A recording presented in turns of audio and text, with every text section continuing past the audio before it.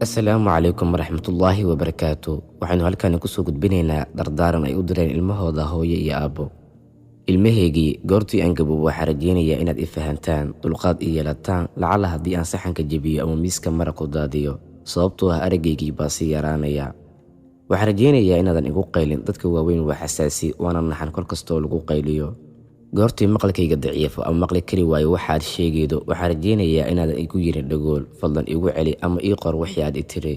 Waan ka xumahay ilmaheygii, waan gaboobayaa. goortii jilibkayga tabardaraado, waxaan filayaa inaad dulqaad u yeelato, inaad isara kiciso sidii aan ku caawin jiray goortii aad yareed ee aad socodbaradka ahayd. fadlan ii dulqaado goortii aan kugu celceliyo hadalka sida diiwaan jabay. waxaan rajaynayaa inaad i dhegaysato, fadlan ha igu maadsan, hana i dhibsan inaad i dhegaysato. ma xasuusataa markii aad yareed ee aad rabtay buufinka, aad baad ugu celcelin jirtay ilaa aad ka hesho wixii aad rabtay. fadlan ku raali noqo urkayga, dadka waaweyn waxay leeyihiin ur gaar ah. fadlan ha igu qasbin inaan qabaysto, jirkaygu waa daciif.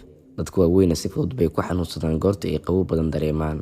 ma xasuusataa goortii aad yareed waan ku eryan jiray sababtoo ah ma aadan rabin qabayska. waxaan rajaynayaa inaad dulqaad badan u yeelato goortii dabiicaddeeda isbeddesho. waa qayb ka mida waayeelnimada, waxaana fahmi doontaa goortii aad gabowday. haddii aad waqti firaaqo hesho, waxaan jeclahay inaan wada hadalno xitaa daqiiqad yar.